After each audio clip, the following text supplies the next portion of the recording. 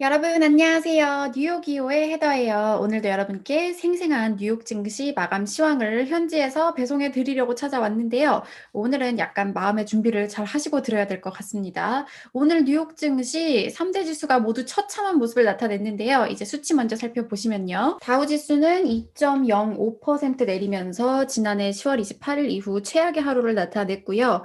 S&P 같은 경우에도 2.75% 하락하면서 이제 올해 수익률이 마이너스로 떨어져 버렸습니다. 나스닥 지수도 2.61% 하락하면서 이제 이날 같은 경우에는 제가 여러 외신을 다 찾아봤는데 좀 세 가지 정도로 정리할 수 있을 것 같아요. 일단 시작부터 이제 장 초반 장 열리기 전에 나왔던 보잉 실적 좋지 않아서 1%대 하락대로 사실 시작을 했고요. 여기다가 이제 요즘에 이 소매 기업들 그 게임스탑뿐만이 아니라 뭐 베드베스 앤 비욘드 요런 큰 그런 뭐 펀더멘털이 좋지 않은 그런 기업들에 대한 이 숏스퀴즈 광풍 이날에도 계속 지속되면서 이제 변동성이 커지는 그런 모습을 나타냈고요. 여기다가 또 이날에는 연준의 이제 회의 결과 발표가 있었는데요. 물론 예상 그대로의 뭐 결과 발표가 나오긴 했지만 파월 의장이 또 성명서에서 앞으로 경제에 대해서 좀 더 비관적으로 전망을 하면서 증시에는 악재로 작용했다고 판단할 수 있겠고요. 그리고 이제 마지막으로 좀 백신이 보급되는 속도가 너무 느리다 이런 분석들도 증시에 부담으로 작용을 했습니다. 그래서 오늘은 이제 이런 증시 하락 요인들을 좀 잘 정리한 마켓워치 마감 기사를 가지고 와봤는데요. 네, 하나하나 같이 살펴보도록 하겠습니다. 자, 일단 제목부터 보시면 뭐 다우 지수가 700포인트 떨어졌는데 파월 의장이 이제 회복까지의 길이 아주 길다는 거를 강조하고 그리고 이제 이 숏스퀴즈 물량이 오늘 시장의 최대 관심사였다. 이렇게 나오고 있습니다. 그리고 이제 연준은 예상했던 대로 제로금리 동결하고 그리고 채권 매입 프로그램은 그대로 유지를 했고요. 네. 이날에는 특히 이제 장 후반으로 갈수록 하락폭이 좀 커지는 그런 모습이었는데요. 자, 이제 보시면은 제롬 파월 연준 의장 같은 경우에는 어떤 말을 했냐면 이제 올해 첫 회의에서 "Long road to economic recovery."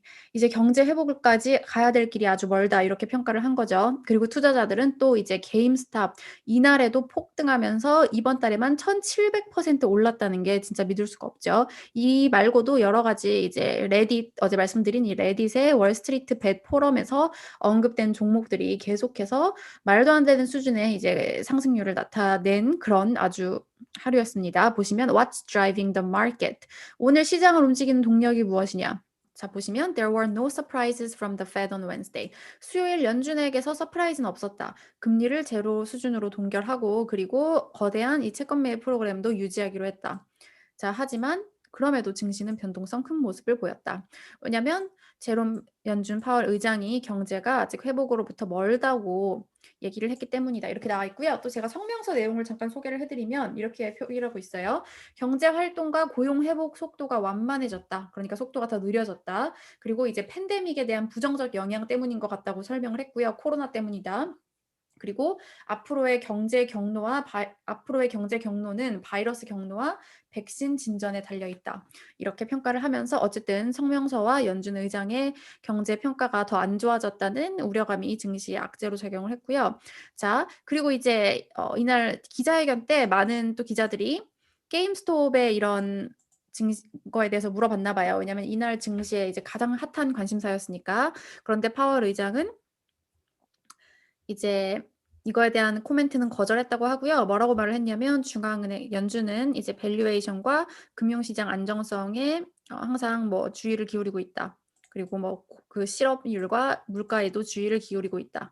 이렇게만 말을 했다고 해요. 네, 이날에는 이제 연준 회의 자체가 지금 이 게임스톱과 또 다른 몇몇 회사들의 숏스퀴즈가 이제 나오는 것과 관련된 요런 사이에 나왔다고 하는데요. 자, 보시면은 AMC 엔터테인먼트 홀딩스가 299% 올랐고요. 블랙베리가 32%, 헤드폰 만드는 회사인 코스카스 474% 올랐고 익스프레스 이거는 또 옷가게 저도 가끔 가서 옷을 샀었는데 215% 올랐습니다. 그리고 여기 보시면 이런 가파른 움직임은 다 뭐 동력이 될 만한 어떠한 소식도 없는데 올랐다.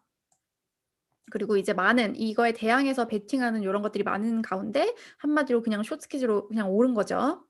그래서 이날 또 이런 움직임이 나오면서 어떤 소식이 나왔냐면 TD 아메리트레이드랑 슈왑 같은 경우에는 네, 여기 나온 뉴스인데 TD 아메리트레이드와 슈왑 같은 경우에는 게임스톱과 AMC에 대한 거래를 제한한다고 여러 가지 제한 조치를 발표했어요. 위험성이 너무 크다고 말을 하면서요. 자, 그리고 이제 아담스 펀드의 마크 스토켈이라는 이 CEO는 이렇게 평가를 했습니다.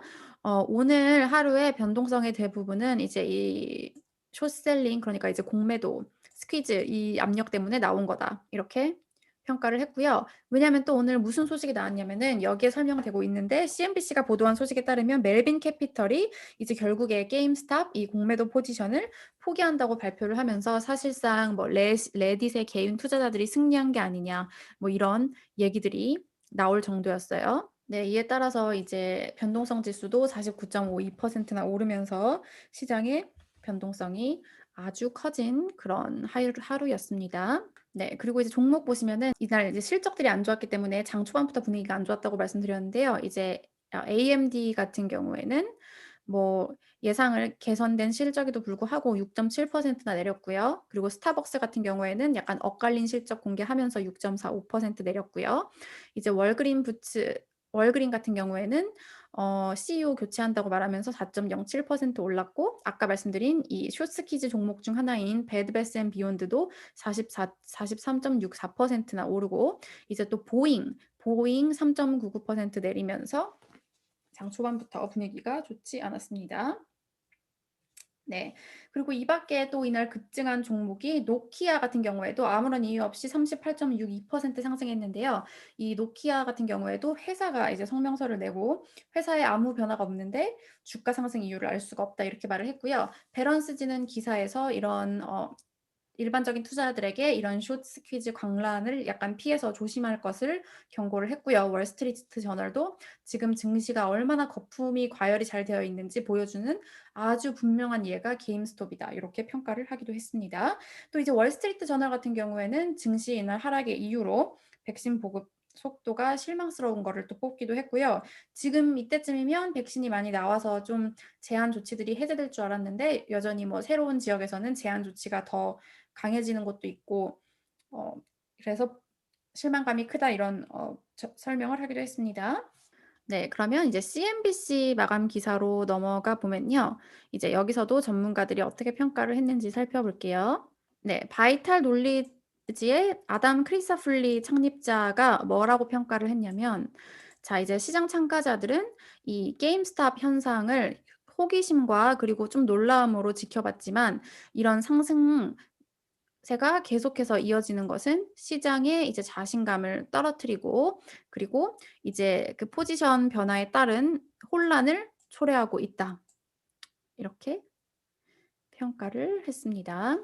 네, 여러분. 그리고 지금 또 바로 페이스북이랑 테슬라의 실적이 나온 것 같아서 간단하게 좀 전해 드릴게요. 자, 먼저 페이스북 살펴보시면 방금 나온 실적인데요. 이제 실적이 예상을 상회했지만 애플의 이제 프라이버시 정책의 변화 때문에 좀 안 좋은 영향이 있을 수 있다고 경고를 했다고 합니다. 자, 이제 살펴보시면 네, 이제 주당 순이익은 3.88달러로 이제 전문가 예상치 3달러 22센트 상회했고요. 매출은 280억 7천만 달러로 또 전문가 예상치 상회했고요. 그리고 데일리 액티브 유저 이제 하루 그 액티브 활성화된 사용자 같은 경우에도 전문가 예상 상회한 거 보시고 월간 기준으로도 전문가 예상을 상회했고 그리고 이제 사용자별 이 평균 매출 같은 경우에도 전문가 예상을 상회했습니다.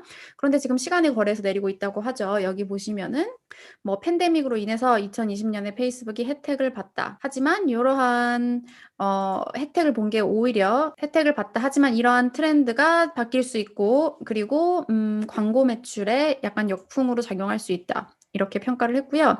또 애플이 이제 iOS 14에서 프라이버시 이 정책에 변화를 준 것이 애플의 이제 그 광고 목표랑 관련해서도 안 좋은 영향을 줄 수 있다. 이렇게 평가를 했다고 합니다. 네, 그리고 이제 테슬라 실적을 살펴보시면 테슬라가 실적이 예상에 못 미쳤지만 또 한 번에 이제 순이익을 남긴 그런 분기를 기록했다. 이렇게 나오고 있고요. 자, 보시면 전문가 예상은 하회했지만 어쨌든 그 순이익을 기록했다 이렇게 나오고 있고요. 자, 보시면은 순이익은 주당 순이익은 80센트로 예상치 1달러 03에 못 미쳤고요. 매출 같은 경우에는 이제 107억 4천만 달러로 예상치를 소폭 상회한 모습이 나타나네요. 이제 테슬라의 그로스 마진 같은 경우에는 4분기에 19.2%를 기록하면서 2019년 그 마지막 분기 이후 가장 낮은 수준을 기록했다고 하고요. 자본 지출은 11억 5천만 달러를 기록하고, 그리고 이제 캐시플로우 같은 경우, 현금 흐름 같은 경우에는 이제 플러스를 기록했다고 합니다. 자, 이거는 옛날에 이미 발표를 한 건데 49만 9,550대 자동차를 이제 그 보냈다고 발표를 했죠. 네, 방금 나온 애플 실적까지 한번 살짝 살펴볼게요.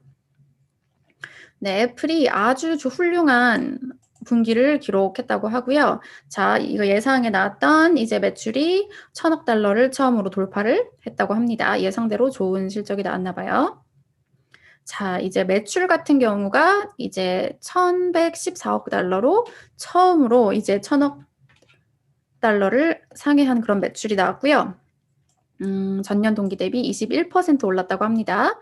이제 숫자를 살펴보시면 네, EPS도 이렇게 좋았고, 매출 전년 동기 대비 21% 증가했고, 아이폰 매출 17% 늘어났고, 그리고 서비스 매출도 24%나 증가한 거 보실 수 있고요. 이제 other products, 뭐 다른 이제 뭐 맥이나 아이패드 이런 것도 29%, 특히 이제 아이패드 41% 이렇게 나오고 있네요. 자, 그리고 뭐 팀 쿡 CEO가 만약에 코로나 때문에 애플 몇몇 가게를 문 닫지 않았어도 됐었다면 더 실적이 좋았을 것이다. 이렇게 말을 했고요. 네. 앞서 많은 기사들이 예측한 것처럼 이제 아이폰에 힘입어서 아주 훌륭한 실적을 공개했다는 소식 전해드리고요. 네, 이렇게 실적 소식까지 전해드려봤고요. 저는 내일 이 시간 다시 찾아오도록 할게요. 여러분, 내일 만나요.